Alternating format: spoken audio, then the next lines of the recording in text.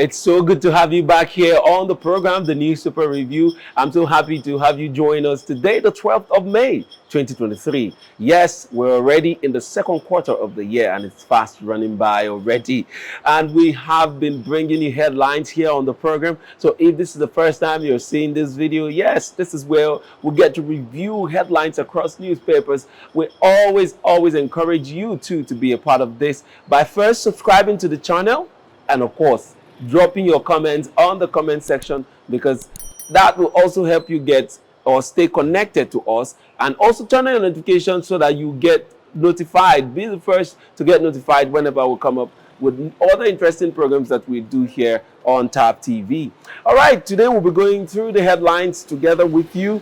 And to do the headlines with me here from the studio is Victor Sioko. You're welcome. Thank you, sir. Thank you so much. Happy weekend. Yes, it's the start of the weekend. It's Friday.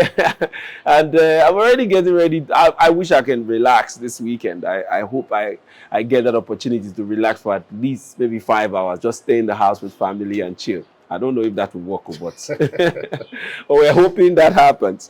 All right, let's go into the papers for today, and we'll begin with Vanguard newspaper for today, 12th of May, 2023. And on Vanguard here, we have as headline, consumers raise concerns as fruit sellers use chemical for ripening.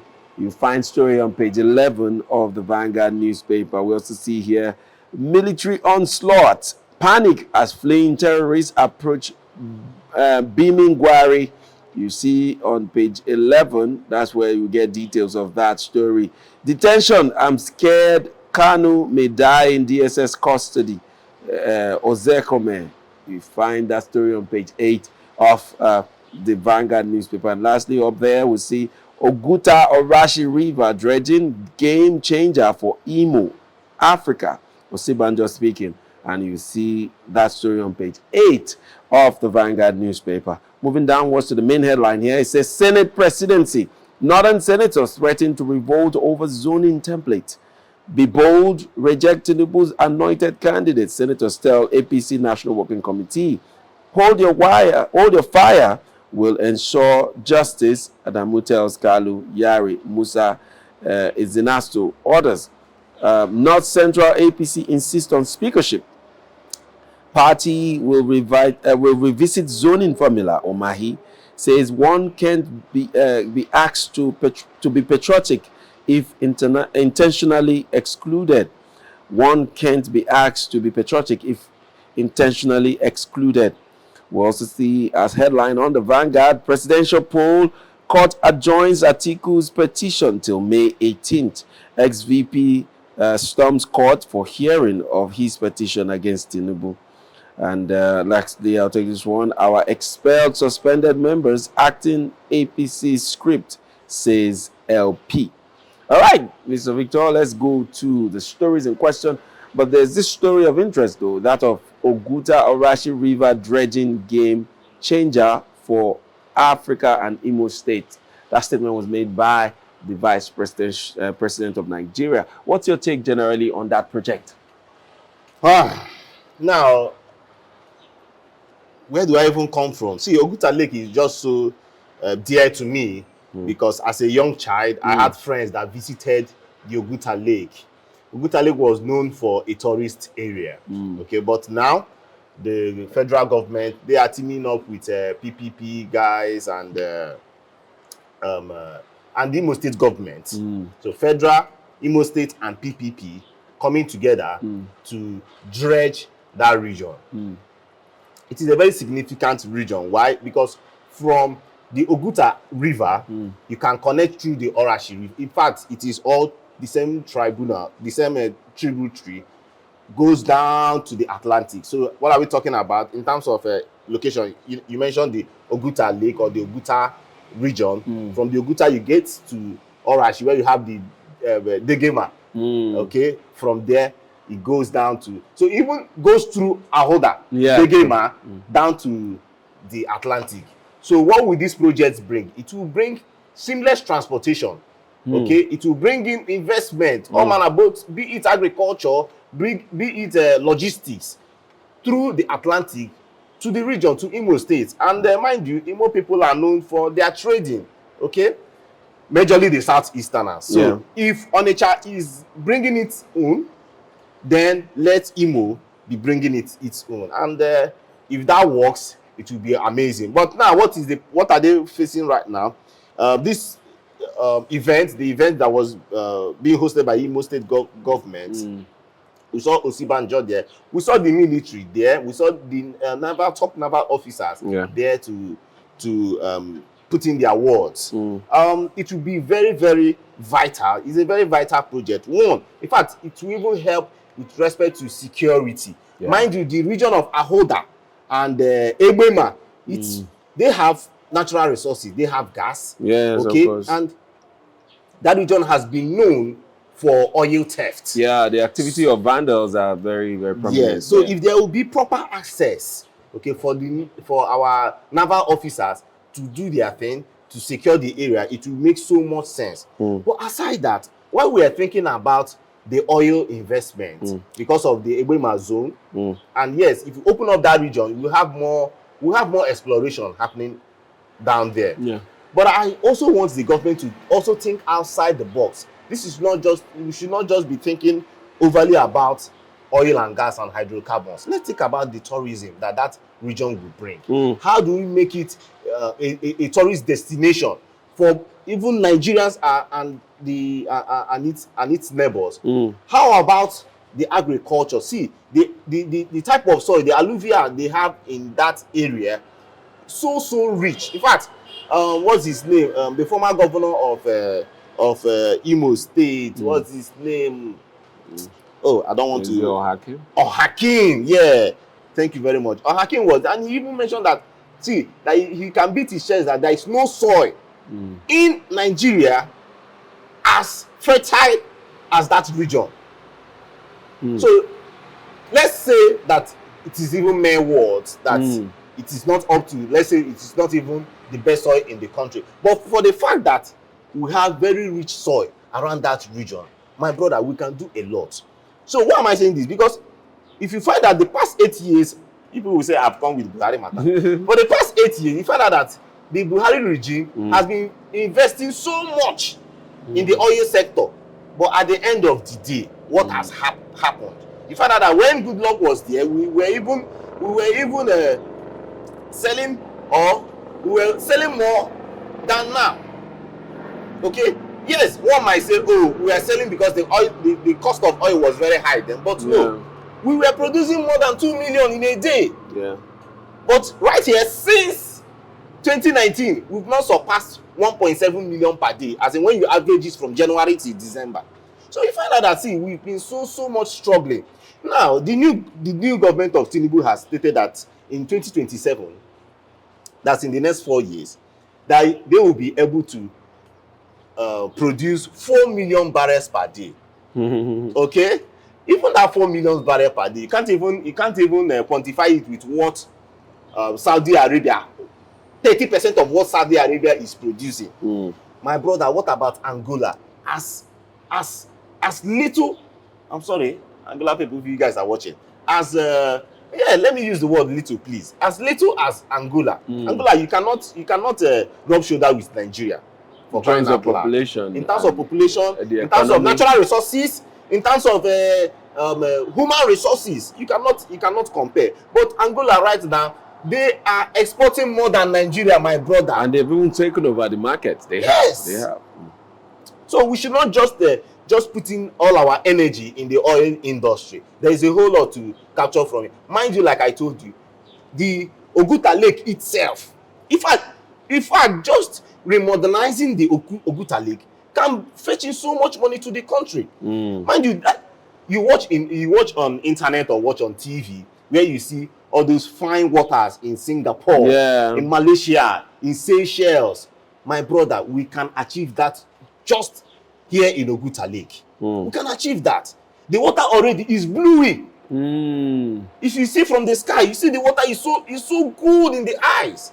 It's just for us to just modernize the place, modernize the area. make it attractive A for tourist investors. attraction, yeah. For investors to come, they build hotels, they build all manner of infrastructure that will bring in people, and you cash out from there. True. Yeah. So let's see how it goes. Yeah. This is just more like the pre-dredging activities. That's what they are launching right now. Let's see whether let's see whether they want to throw money out because the what do you call it? This administration is ending. Let's see what happens. Yeah. Let's see what happens. That's another interesting point. Will be interested with this project. That's another thing, you know. Nigeria, in most times when governments change like this, most maybe useful project that was embarked by the previous ones, you know, are usually left abandoned. But we've also heard this incoming government assure Nigerians that in the first few years of the administration, they will spend time in you know, completing projects that this outgoing government will be leaving for them. So let's hope that they keep to their words. And of course, we also know that the dredging of Oguta Lake and will open up the region to a lot of possibilities economically. And then, of course, the free flow of movement around this from Imo State down the South region. So it's something that is really laudable. Thanks to the administration of Muhammadu Buhari, and we also saw the VP representing them by, you know, cutting the ribbon. But then we're hoping to see that project grow into something that we can hold on to.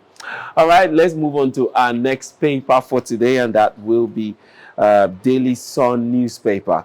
And on Daily Sun here, we have as headline, Tinubu INEC to reply Atiku Obi over request for live broadcast of tribunal's proceedings. It will douse tension, promote transparency, CNPP. We find story on page 27. Moving on to the main headline here, it says APC admits mistake in zoning of Senate presidency. Orders urges aspirants to give party time to further consult. Pledges response when president-elect returns from foreign trip. Microzoning to individuals, wrong, undemocratic. Carlo speaking, we find story on page 6. Lawmakers will disobey party on day of voting if Yari wants. Other stories here, we see National Assembly leadership, Igbo group condemns APC zoning formula. Party must avoid repeat of 2015 rebellion in Senate. VATSA speaking, details on page 27 of Daily Sun. We'll also take this one. It says, court delivers judgment in federal government suit against ASU May 30. You'll find that one on page 26 of the Daily Sun newspaper. We'll see, court reinstates a Boeing deputy speaker. 8 other lawmakers orders full payment of their salaries, allowances. You find story on page 28 of the Daily Sun newspaper. So, Victor, let's go to the main headline here, where we see APC admits mistake in zoning of Senate presidency.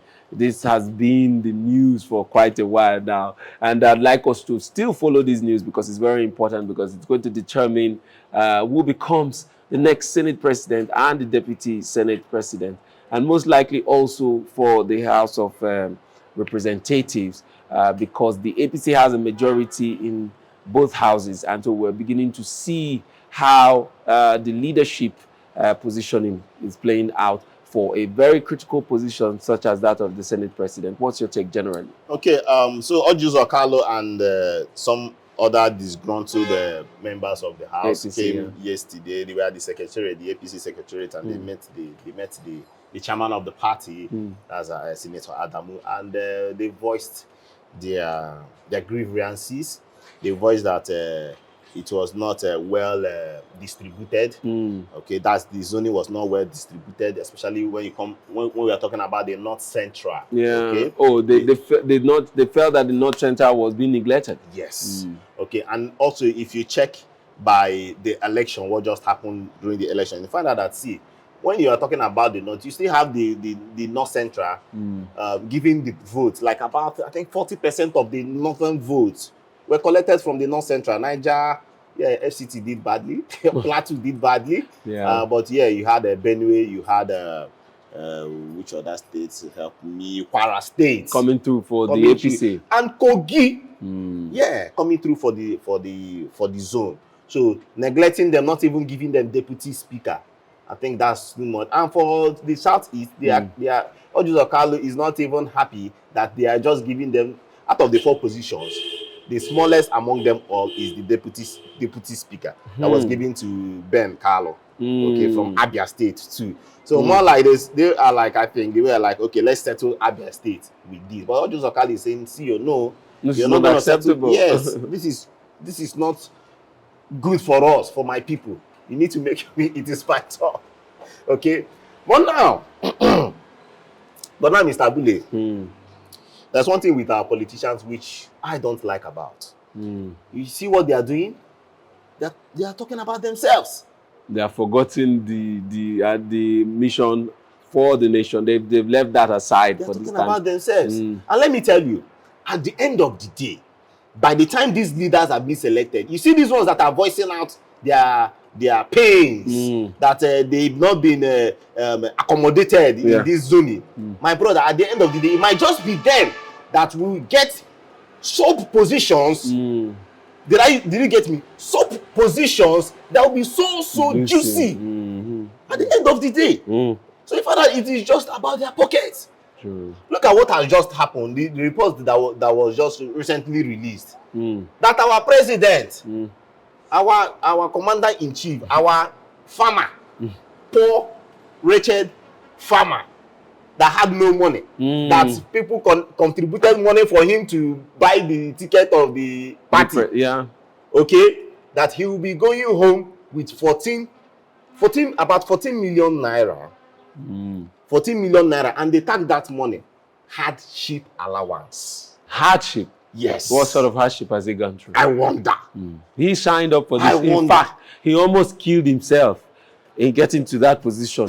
I remember him making statements like, if he doesn't win, Nigeria will not have its peace and all of that. You finally got there. Now we're paying you for hardship, for the work that you said you were going to do by every means. You see, that's what we talk about when we say, does this politician, do they also understand that they are getting into these offices for the sake of serving? You want to serve your people. But it looks like it's the other way around. They get in there feeling that we are supposed to worship and serve them. So whatever stress they go through, we owe them for the stress. And I bet you, some leaders will be like, okay, this particular money, I will not use it. Okay. I will donate it to maybe a department or to a clinic or to a school. Like you, not these people. They will down the money. They will. As little as those monies will be to them, okay, as small as these monies, they will still want to collect it. So at the end of the day, the people are there suffering. True. Look at from the time you've been there till now, 30,000 naira minimum wage. Yeah. What can 30,000 naira do? Back then in 2015, one will say, okay, but now, even yes, they've increased in quotes, not for everybody, 40% increment. Okay, at the end of the day, from 2015 till now, 40% increment, my brother. A lot when you match it up with inflation, my brother, it's nothing. It's not. It's nothing. It's not. So yes, the APC, they are doing their thing. They want to share the country. As a matter of fact, I hope, like we said yesterday, that all of this will turn out to be truly for the interest of the people. But it doesn't look like that anyway at this point in time, because we see them, throwing threats from right, left, center at each other. If it doesn't go like this, it will go like this. We will take this step. We will take that step. We are even waiting for the president-elect to come back to also join in making some decision as to how this is going to pan out. All right, we're going to move on from the Daily Sun newspaper to our last paper for the day, but that will be right after this short break. Stay with us. We'll be right back. Hey there. Are you looking to record your videos, do your voiceovers, and take your professional pictures? Look no further. With our state-of-the-art newsroom, photography, kitchen for our food content creators, and exclusive children's studio, we certainly can deliver the best studio experience. Our carefully designed studio space can bring your diverse creative content ideas to life.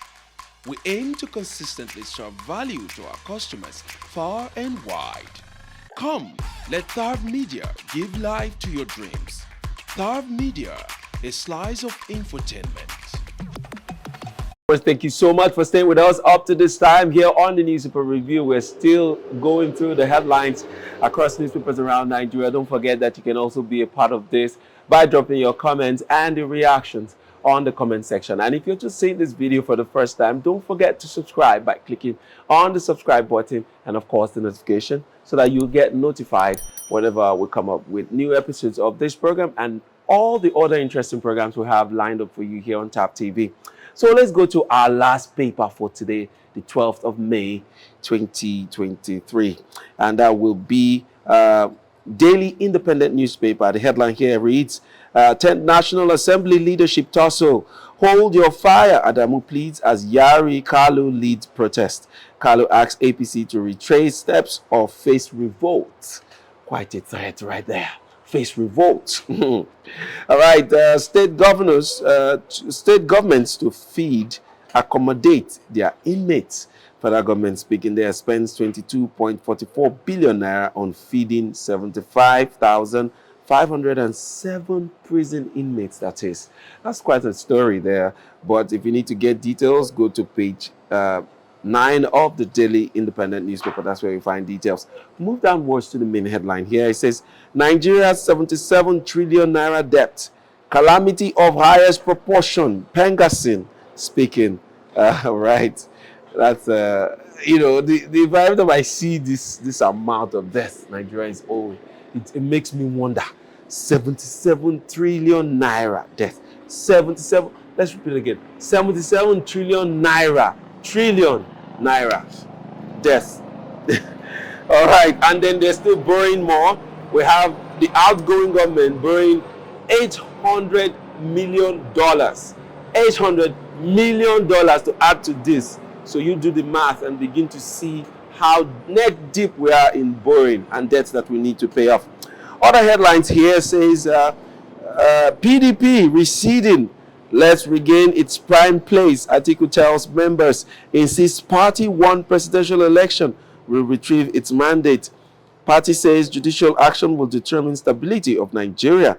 Yusuf worried Nigeria's debt may rise to 800 to 80 trillion year end. All right, all of that you find on the Daily Independent. Let's also take this one. NIMET alerts on thunderstorm activities in northern states. Page 7 is where you find details of that. APC sets aside suspension of Gimade Shija. 5 orders. Page 6 is where you find details. Supreme Court adjourns Nnamdi Kanu's case to September 14th. All right, that's all the headline we'll be doing here on Daily Independent. But Victor, let's go to the PDP. We just spoke about the APC. The PDP somehow also on the news, and this time around we saw that they had a meeting where they welcomed the newly elected governors and also the outgoing ones. And then in that meeting we had, some top members of the party speaking about their welfare, way forward and all of that. There we saw Atiku saying that yes, they won the election. They're going to retrieve the mandate. Just do an overview of that story for us. When you start from, let me start with the candidate of the PDP during the presidential election. That's Atiku Abubakar. So he is saying that the party is receding. Mind you, we won't say that they did well during the general election. True. Yes, for the presidential one, we say they did well. For them to have come second position, but I'll come back to that. And that they didn't do very well. A lot of people will argue that it's not because that the PDP didn't have the capacity. It's because there was a third force that came to disrupt a lot of activities in the entire process, just both for the APC and the PDP. The APC won't say they performed, so well in terms of the margin in which they used them, they won with. So, but so in terms of doing well, one will give them a score and say, well, they tried. They really tried. Yes. And by the time you do the maths, that what if G5 did not happen? If I G4, let's even say that Wike joined the APC. What if G4 did not happen? Yes. Benue State, Enugu, help me. Abia. Where are they? Oh my God. Or your. So True. just imagine. Yeah. Those numbers, they could have closed up the gap with APC Yes. if it did not happen.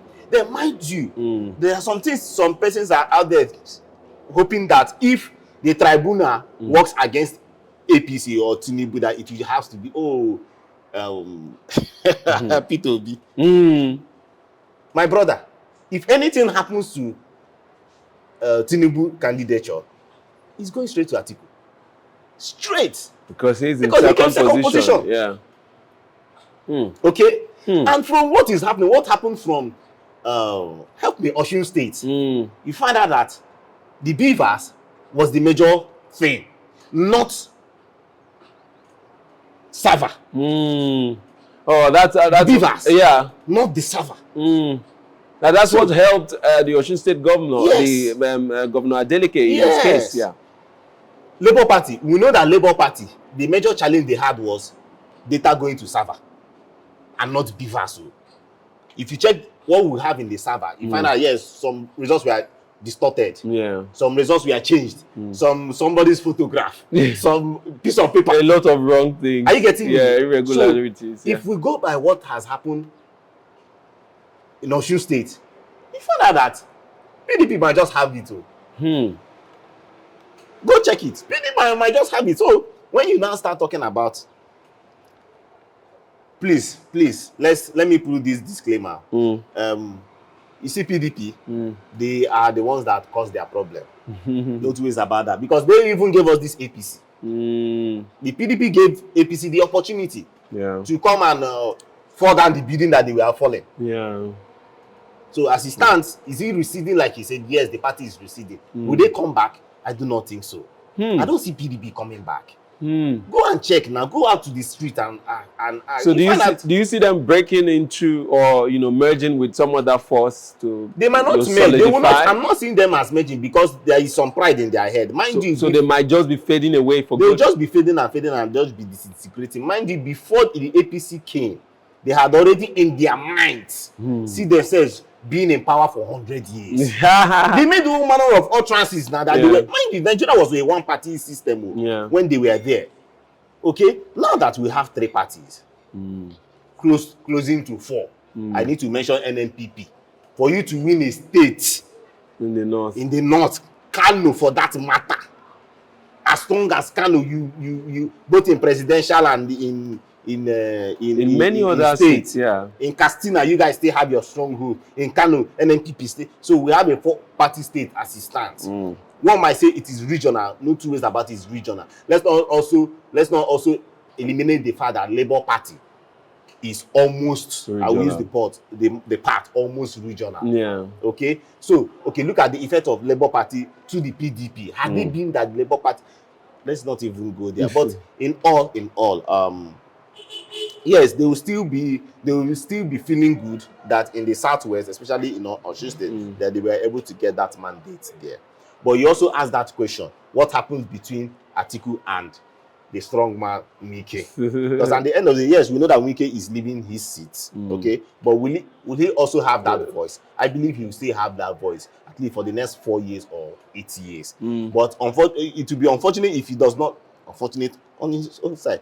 If after 4 years that he does not have his stronghold anymore or his stronghold is receding, that means he will just have to go from there. Now that you mentioned Governor Wike, I've always wondered how the PDP, I don't know whether to use the word deliberately, left him to go, AY, to go ahead and, sabotage the party in the manner in which he did. And of course, we know on the grounds to which he stood, it was based on the fact that, okay, I am disgruntled about the party's style of zoning, plus many other issues he brought up. But then, the way he went about, disintegrating the party here in Rivers State, manipulating it to work in his favor, but not in the national interest of the party. Many things that he did, but yet still a member. And I don't know when the party is going to wake up to address some of these things. But these matters are there staring at us. Yeah, I see it as one of the 7 wonders of this world. Really, truly, I agree. Because how will you have such person? He has been, he's clearly showing that he has been doing anti-party. He doesn't even care. Now he does it in the open, and people are even a bit confused as to where he stands. Is he now an APC member or a PDP member? Because he's now, rubbing shoulders, so much so with APC members at the national level. Here in the state, he's enemies to them. He doesn't want to see them. He doesn't want to smell them. But at the national level, he's friends with President-elect, friends with a lot of other APC stalwarts. So what's going on? But the PDP, they are there when, it was, I've also wondered how he did not appear in the gathering they had, welcoming the newly elected governors into the party. Most of the PDP bigwigs were there. He didn't show up. So what is the PDP doing to address that aspect of the party? Because it's beginning to make the party look like there's a faction. It's almost like Wike has his own faction and he's untouchable. So, well, these are some of the things that the PDP will need to address as they move on. But then you made a point about them truly receding. They are receding. And you're not far from the truth when you say that most likely they will just fade off and not come back into relevance. Yeah. Lastly, with what the PDP are doing, it is just in the Nigerian blood, especially when it comes to our judicial system. I'm sorry if you are a lawyer or a judge out there, but we've seen incidences whereby you see the statue of law, where you see the blinded lady or woman. Okay, I'm not a lawyer, the blinded woman, but in terms of in PDP is showing that case whereby the woman is no longer blindfolded. They are seeing it clearly, but they are picking who they want to punish. Yeah. They are picking who they want to Very punish. true. So they are seeing it. It is out there that this man has not just only him, the G5s, but they don't want to strike. But the G5 are somehow, not aside Wike, the others have somehow kind of like mellowed and are beginning to embrace party activities as normal, the way it used to be. But we also saw them go anti-party with their activities. And they were not even at the meeting. They did not send their representative. The meeting that they had with the presidential candidate, Atiku. So you find out that just like I told you, the house is falling. Okay? They might also be seeing it if they suspend all these persons, who will be left out? What do we then have if they all then go? Okay, so and that has given them the effrontery to continue in their very unruly behavior. But anyway, we have our eyes locked on these political parties and their activities as governors begin to, kick off in every area, every aspect of our country. Presidency, governorship, and of course House of Assemblies and House of Representatives, all of that happening really fast, and we're watching. I want to thank you, Victor, for coming. Thank you, sir. And to our viewers, thank you for staying with us right here on the Newspaper Review up to this time. Until next time I come your way again, my name is William Tabule, and this has been the Newspaper Review on TAP TV.